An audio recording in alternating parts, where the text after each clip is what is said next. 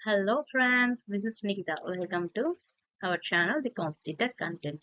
ఇప్పుడు మనం డిస్కస్ చేసుకోబోయేది విద్యా దృక్పథాల్లో గ్రాండ్ టెస్ట్ 2 అండి. ఇది సెకండ్ పార్ట్. ఓకేనండి, వీడియోలోకి వెళ్ళిపోతాము. అన్ని చాలా ఇంపార్టెంట్ క్వశ్చన్స్ అండి. ఒకసారి మీకు ప్రాక్టీస్ చేసి రివైజ్ అయినట్టు కూడా ఉంటుంది.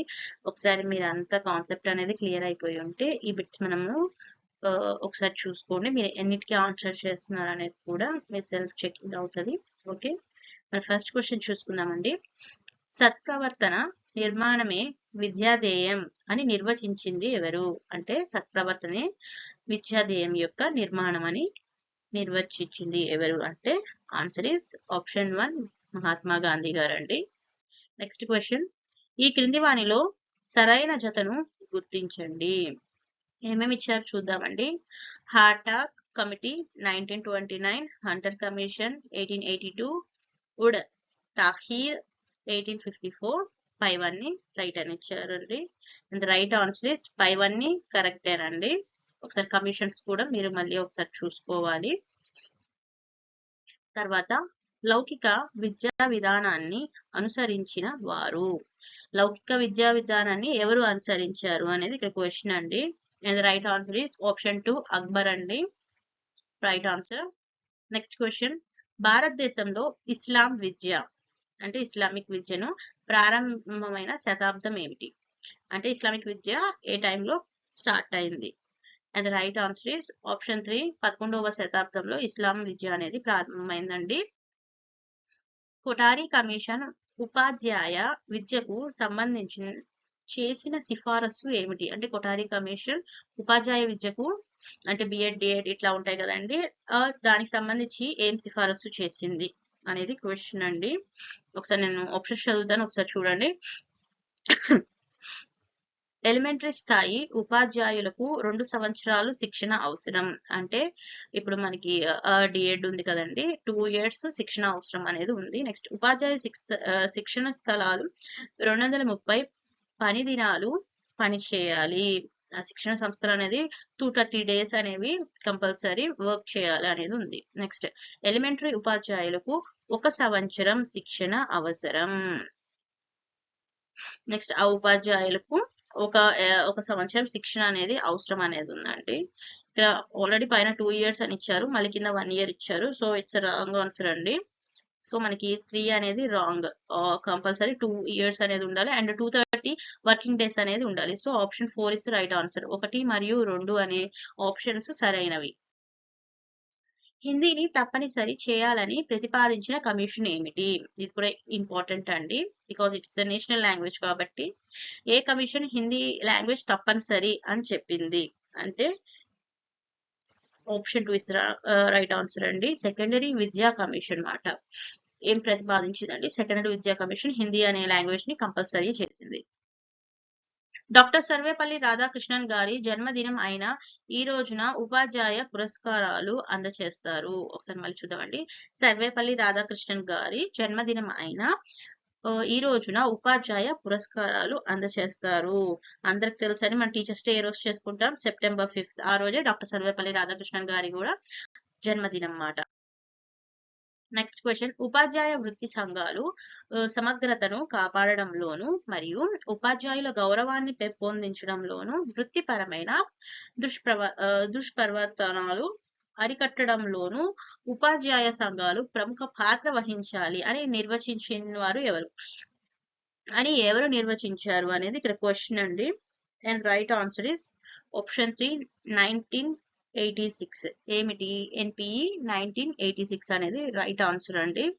ఒకసారి గుర్తుపెట్టుకోండి ఈ క్వశ్చన్. ఏమేమిటి? ఉపాధ్యాయ వృత్తి సంఘాల సమగ్రత కాపాడడం మరియు ఉపాధ్యాయ గౌరవాన్ని పెంపొందించడంలోను వృత్తిపరమైన దుష్ప్రవర్తనను అరికట్టడంలోను ఉపాధ్యాయ సంఘాలు ప్రముఖ పాత్ర వహించాలని నిర్వచించింది ఎవరంటే ఎన్పిఈ 1986 మాట.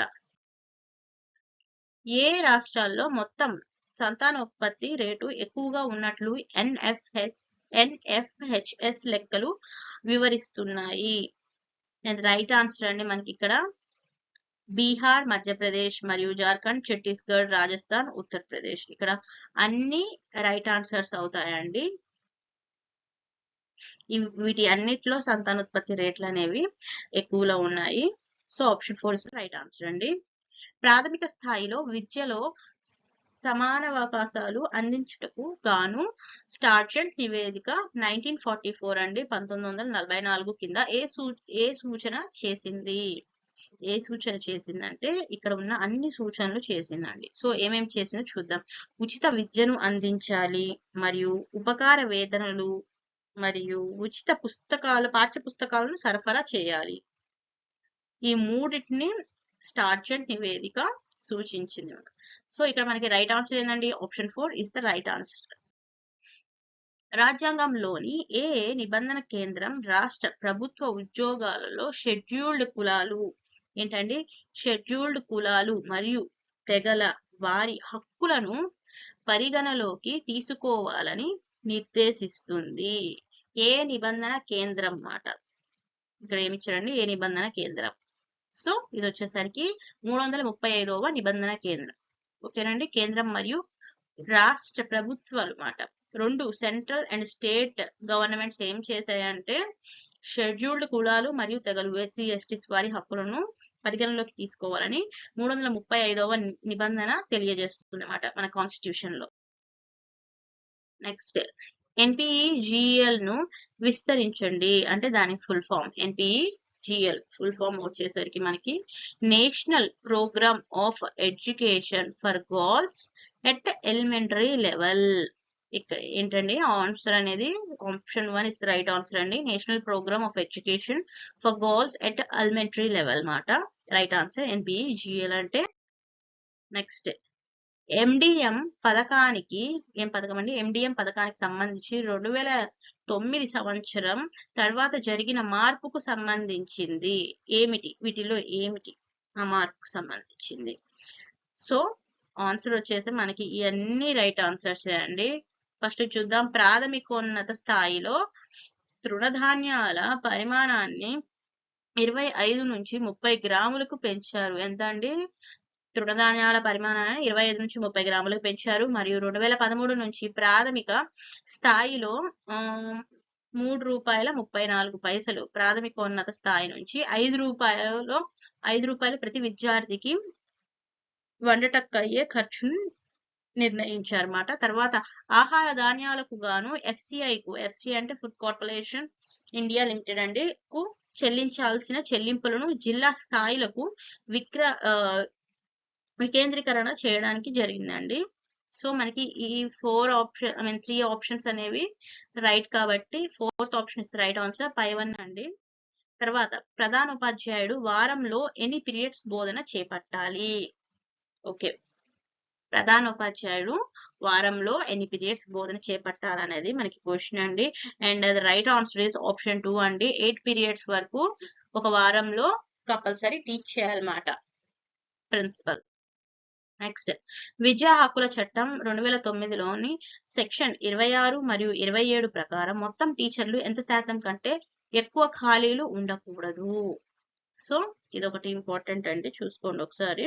అండ్ రైట్ ఆన్సర్ ఇస్ మనకి 6% మాట. 6% కన్నా ఎక్కువ ఖాళీలు ఉండకూడదు. ఎంత? సెక్షన్ 26 మరియు 27 ప్రకారం అయితే. అది ఏ చట్టం అంటే విద్యా 2009 కిందకు వస్తుంది. నెక్స్ట్ డిజిటల్ విద్యా విధానాన్ని అభివృద్ధి చేసేందుకు నేషనల్ ఎడ్యుకేషనల్ టెక్నాలజీ ఫామ్ ఎన్ని ప్రాంతీయ భాషల్లో ఈ కోర్సులు అభివృద్ధి చేయడం జరిగింది అంటే ఆప్షన్ 1 అనేది రైట్ ఆన్సర్ అండి. 8. నెక్స్ట్ విద్యా హక్కు చట్టం అమలు చేయాలని మొట్టమొదటిసారిగా కోరిన వ్యక్తి ఎవరు? విద్యా హక్కు చట్టాన్ని అమలు చేయాలని మొట్టమొదటిసారిగా కోరిన వ్యక్తి ఎవరు అంటే ఆప్షన్ 2 ఇస్ రైట్ ఆన్సర్ అండి. గోపాలకృష్ణ గోఖలే గారండి. నెక్స్ట్ యుఎన్ఓ ఎప్పుడు బాలల హక్కుల ఒడంబడికను ఆమోదించింది అంటే చైల్డ్ రైట్స్ కన్వెన్షన్ మాట. యుఎన్ఓ ఎప్పుడు చేసింది అంటే దాని రైట్ ఆన్సర్ వచ్చేసరికి ఆప్షన్ 1 అండి. 1989 నవంబర్ 20న చేసింది. ఒకసారి గుర్తుపెట్టుకోండి. ఇది మానవ హక్కుల మండలి అంటే ఐరాస తొలి సమావేశం ఎక్కడ జరిగింది? ఇది కూడా తొలి సమావేశం కాబట్టి సమ్మిట్స్ అనేవి కూడా మీరు గుర్తుపెట్టుకోవాలి. జీకేలో సమ్మిట్స్, కమిషన్స్ ఇవి కొద్దిగా కామన్ గా ఉంటాయి. జీకేలో సమ్మిట్స్ అనేవి మీకు కరెంట్ అఫైర్స్ నుంచి వస్తాయి. అంటే విద్యా దృక్పథాల్లో ఇట్లా కమిషన్స్ అట్లాంటివి కొన్ని కొన్ని చూసుకోవాలండి. అండ్ దీని రైట్ ఆన్సర్ వచ్చేసి మనకి జెనీవా జూన్ 19, 2006 అండి. నెక్స్ట్ క్వశ్చన్ అండి, విద్యా హక్కు చట్టం ప్రకారం ఉపాధ్యాయులు తగిన విద్యా అర్హత పొందుకుంటే ఎన్ని సంవత్సరాల తర్వాత ఉద్యోగాన్ని కోల్పోతారు? అంటే కరెక్ట్ గా విద్యా హక్కు చట్టం ప్రకారం ఉపాధ్యాయులు అంటే టీచర్స్ కి కరెక్ట్ గా విద్యా అర్హత అంటే క్వాలిఫికేషన్ కనుక లేకుండా అయితే ఎన్ని సంవత్సరాల తర్వాత అంటే ఎన్ని ఇయర్స్ తర్వాత వాళ్ళ జాబ్ అనేది కోల్పోవడం జరుగుతుంది అండి. ఇది కూడా ఒకసారి మీరు చూసుకోండి. ఇట్లాంటి questions option 1 is right answer అండి. 5 years కి వాళ్ళ ఉద్యోగాన్ని అనేది కోల్పోతారు. కరెక్ట్ క్వాలిఫికేషన్ అనేది లేకపోతే. చాలా వరకు డాక్యుమెంట్ వెరిఫికేషన్ లోనే బయటపడతాయి. సో ఈ రోజుకి 20 క్వశ్చన్స్ కంప్లీట్ అయింది. గ్రాండ్ టెస్ట్ 2 అండి. ఇట్లానే వేరే వేరే టెస్ట్లు కూడా నేను కంటిన్యూ చేస్తాను. సో మా కంటెంట్ కనుక మీకు నచ్చినట్టయితే లైక్, షేర్, సబ్స్క్రైబ్ చేయండి. అండ్ వేరే వాళ్ళకు కూడా స్టూడెంట్స్, మీ ఫ్రెండ్స్ ఎవరున్నా కానీ ఇలా డిఎస్సికి ప్రిపేర్ అయ్యే వాళ్ళు ఉంటే కంపల్సరీ సెషన్ ని షేర్ చేయండి, సపోర్ట్ చేయండి, మీరు సబ్స్క్రైబ్ చేయండి. ఇంకా మంచి మంచి వీడియోలు నేను అప్లోడ్ చేస్తూ ఉంటాను. ఒకసారి మీరు కంటెంట్ మొత్తం అయిపోయి ఉంటే ఇట్లాంటి బిట్స్ అనేవి మీరు ప్రాక్టీస్ చేసుకోవచ్చు అండి. మీకు కాస్త రివిజన్ లాగా ఉంటుంది. ఒకసారి చూడండి, అంటే మీరు ఎన్ని క్వశ్చన్స్ మీరు రైట్ ఆన్సర్స్ చెప్తున్నారు అనేది మీకు ఒక అవగాహన ఉంటుంది. మీకు కనుక ఎన్ని క్వశ్చన్స్ రైట్ ఆన్సర్స్ అయి ఉంటే కింద కూడా మీరు నెంబర్ తెలియచేయండి, కామెంట్ చేయండి, ఇంకా సపోర్ట్ చేసినట్టు ఉంటుంది. థ్యాంక్ యూ అండి.